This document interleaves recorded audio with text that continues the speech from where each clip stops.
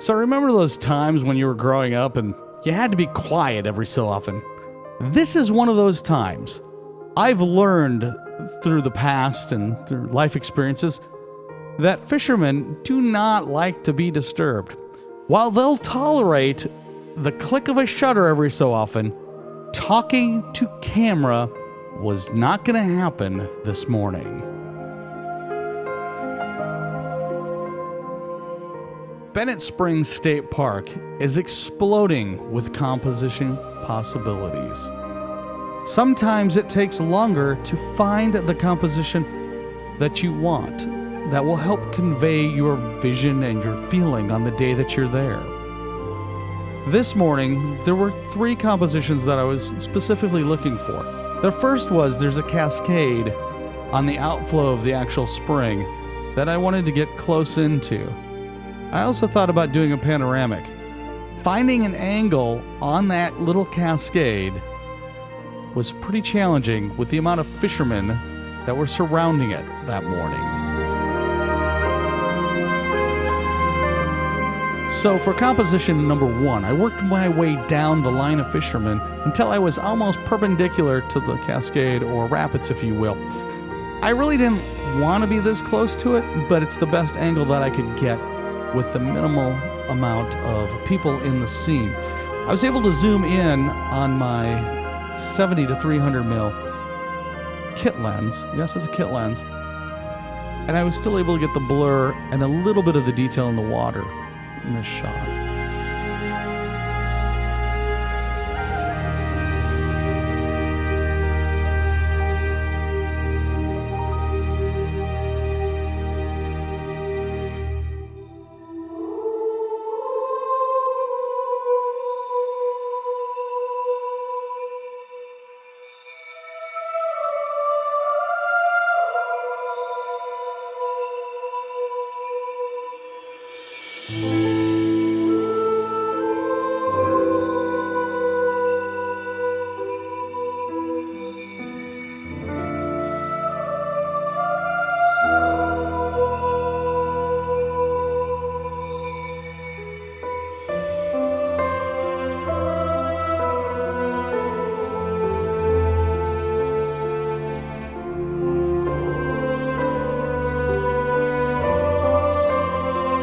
So for my second composition of the morning at Bennett Spring, I walked downstream, found an area where I could get between the fishermen in the stream and zoom into 122 mil on my 70 to 300. This allowed me to get more of the cascade in my shot.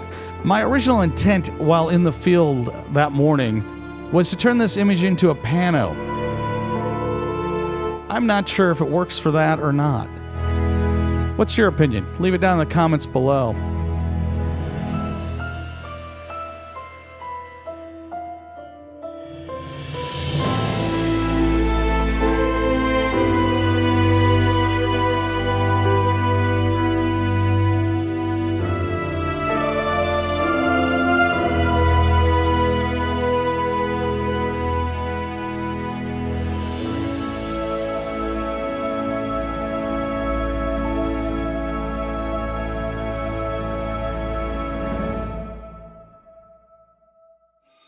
So I'm really on the fence here.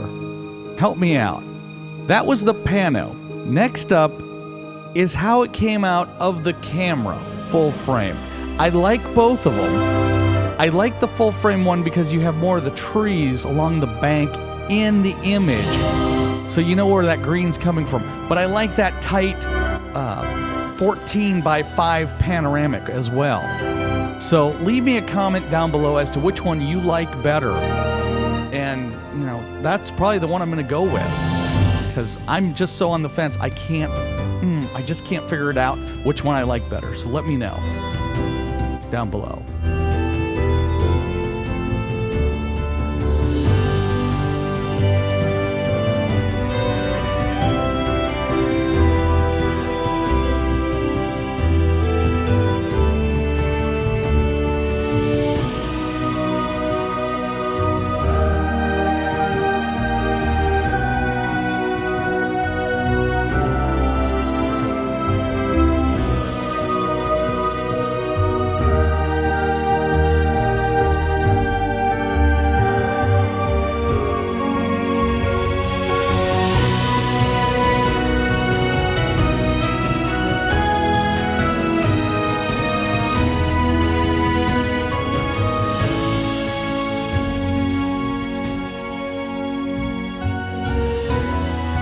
So for my third composition that morning at Bennett Spring, I went back to where the spring actually bubbles up from the surface of the earth.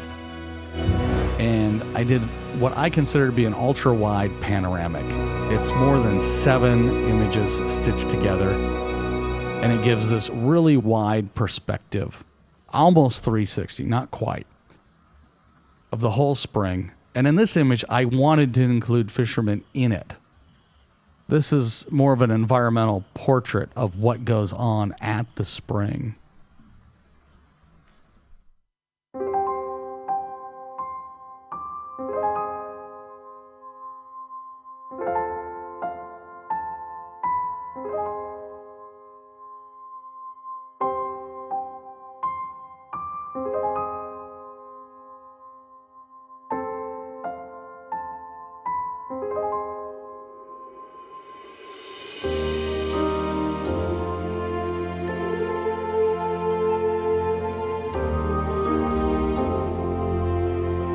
So for my final composition at Bennett Spring State Park, I went with my 14 to 24 wide angle. Used this rock as foreground interest, tilted the lens down towards it to elongate the gauge house in the distance. It also helped preserve the perspective of the gentleman who's throwing a line in the spring.